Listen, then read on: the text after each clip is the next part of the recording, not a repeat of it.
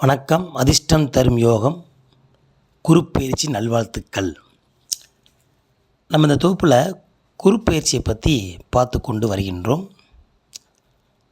கொஞ்சம் வீடியோ போட லேட் ஆயிடுச்சு. அதனால் கும்பராசிக்காரர்களுக்கு இந்த குருப்பெயர்ச்சி எப்படி இருக்கிறத பார்ப்போம். கும்பராசி இந்த காலத்தை வீட்டில் 11ஆம் இடத்தை குடிக்கும். சனியோட வீடு, சனிக்கு 2 வீடு, சனியும் மகரமும் கும்பமும் 2 வீடு சனி பகவானுக்கு. இந்த கும்பராசிக்காரங்களுக்கு குருப்பெயர்ச்சி எப்படிங்கிறத பொதுவாக பார்ப்போம். ஸ்ரீ குரோதி வருடம் சித்திரை 18ஆம் தேதி மே 1 அன்று மாலை புதன்கிழமை 3:57 அளவில் இந்த குரு பகவான் மேசராசி கார்த்திகை நட்சத்திரம் 1ஆம் பாதத்திலிருந்து சிவராசி கார்த்திகை நட்சத்திரம் 2ஆம் பாதத்தில் அவர் பயிற்சி ஆகிறார்.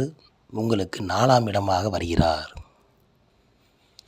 என்னங்க ஐயா 4ஆம் இடம் வரைக்கும் என்ன ஆகும் அப்படின்னு நிறையா கும்பராசிக்காரங்களுக்கு ஒரு எதிர்பார்ப்பு இருக்கத்தான் செய்யும். ஏன்னா கும்பராசி ஏற்கனவே ஜென்மச்சனி ஓடிக்கிட்டு இருக்கு. இதில் குருபவன் எதையாவது காப்பாற்றுவாரா அப்படின்னு கொஞ்சம் இயக்கங்கள் இருக்கத்தான் செய்யும். இப்போ கும்பராசி எப்படி இருக்கும் அப்படின்னா, ஏற்கனவே கும்பராசிக்கார் ரொம்ப அடிபட்டு ரொம்ப வாழ்க்கையில் ஏகப்பட்ட இன்னலை சந்தித்தவங்க தான் அந்த கும்பராசிக்காரங்க. ஏன்னா எல்லாமே எதிர்பார்த்தது பூராமே உங்களுக்கு எல்லாமே கிடைக்கும், ஆனால் கொஞ்சம் லேட்டாகவே கிடைக்கும், நிதானமாக தான் கிடைக்கும். அப்படிப்பட்ட ராசி. ஏன்னா இது 11ஆம் இடம். செல்வம் குடத்தில் தண்ணி பைப்பை திறந்து விட்டால் எப்படி கொஞ்சம் கொஞ்சமாக நம்புது பார்த்தீங்களா, அந்த மாதிரி வாழ்க்கை. டபக்குன்னு நம்பிடாது. ஒரு குடத்தை எடுத்து ஒரு பெரிய கிணத்துலேயே ஆற்றுலேயே டபக்குன்னு முங்கி எடுத்துக்கிறது உடனே நம்பிடும். ஆனால் இந்த ராசிக்காரங்களுக்கு கொஞ்சம் கொஞ்சமாக ஏறும், ஆனால் கண்டிப்பாக நிறைஞ்சு வம்பிடும், பொங்கி ததும்பி பூரணமாய். அது கும்பராசிக்காரர்களுக்கு உண்டு. ஆனால் கொஞ்சம் லேட்டாக கிடைக்கும். அதை பற்றி கவலைப்படாதீங்க. ஏன்னா ஜென்மச்சனியாக இருக்கியா நாங்கள் எப்படி தெரியுமான்னு நினைக்காதீங்க. ஏன்னா ஜென்மச்சனியாக இருந்தாலும் சனியோட வீடு, தன்னுடைய சொந்த வீடு எப்படி வச்சுக்கிறோம் அவன். நம்ம சொந்த வீடு இருக்குது, எப்படி வச்சுருப்போம், சுத்தமாக வச்சுருப்போமா இல்லையா? ஒரு இடத்துக்கு லாட்ஜுக்கு போகிறோம், நம்ம அப்படியே ஆளை போட்டு நம்ம மாட்டுக்கு வந்துடுவோம். ஒரு இடத்துக்கு தங்க போகிறோம், அவங்க பார்த்துக்கணும். ஆனால் நம்ம சொந்த வீடை நம்ம தான் சுத்தம் பண்ணணும். எந்த அளவுக்கு கும்பராசிக்காரங்க உங்கள் இல்லத்தையும் உங்கள் உள்ளத்தையும் சுத்தமாக வைத்து கொண்டால் இந்த சனியோட வீடாகக்கூடிய குரு பகவான் உங்களுக்கு நல்ல அமைதியையும் நல்ல வாழ்க்கையையும் நல்ல ஒரு பொருளையும் அள்ளி வழங்குவார். இந்த 4ஆம் இடங்கிறது கொஞ்சம் அலைச்சல் அதிகமாக தான் இருக்கும். செலவுகள், தாய் வழியில் செலவு, தாய் மாமன் செலவு, தகப்பனால் செலவு, குழந்தைகளால் செலவு, மனைவினால் செலவு, கணவனால் செலவு, உடல் உபாதைகள், நண்பர்களால் செலவு, எல்லாமே செலவுகள் இருந்து கொண்டே இருக்கும்யா. எவ்வளவு சம்பாத்தியம் பண்ணாலும் அதுக்குண்டான பட்ஜெட்டை அதுக்கு மேலே ஒரு பங்கு கூட தான் நிற்கும். எதிர்பார்ப்பை குறைத்து கொண்டால் உங்களுக்கு எல்லாமே நிறைவாக இருக்கும். எதிர்பார்ப்பு தானே இப்போ அதிகமாக இருக்குது எல்லார்ட்டையுமே. எதிர்பார்க்காம யார் இருக்க முடியும் இந்த காலத்தில்? யோசிச்சு பாருங்கள்.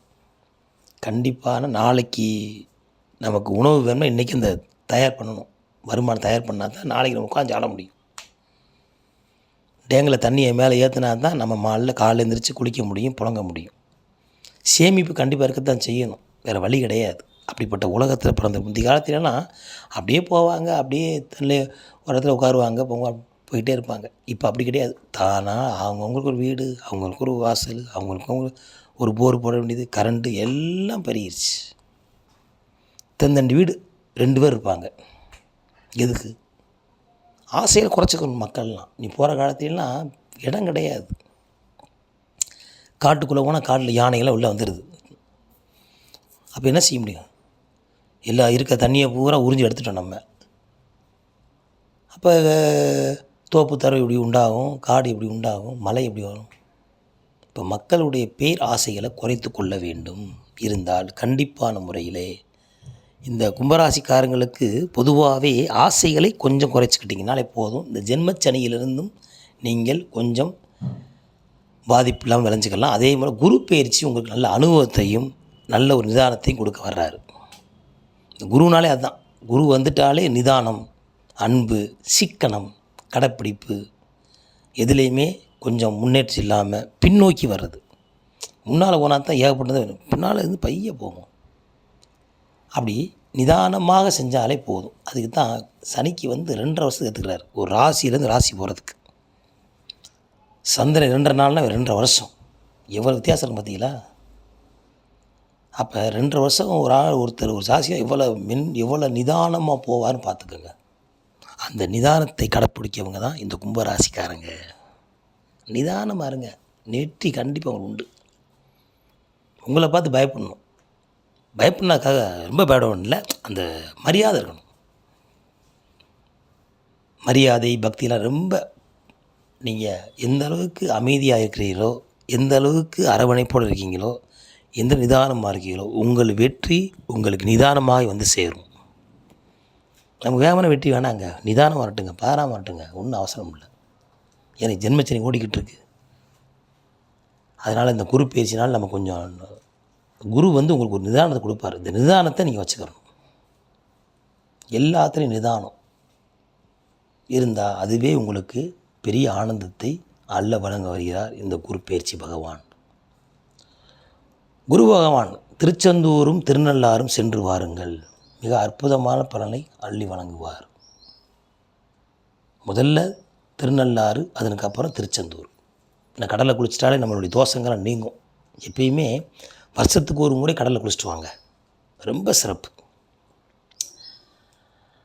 இந்த மாதிரி குரு பகவானுக்கு இருக்கக்கூடிய ஸ்தலம் திருச்செந்தூர் முருகப்பெருமான். ஒரு நாள் தங்கி முடிஞ்சால் அவங்களுக்கு நம்மளால் முடிஞ்ச தான தர்மங்கள் பண்ணலாம்.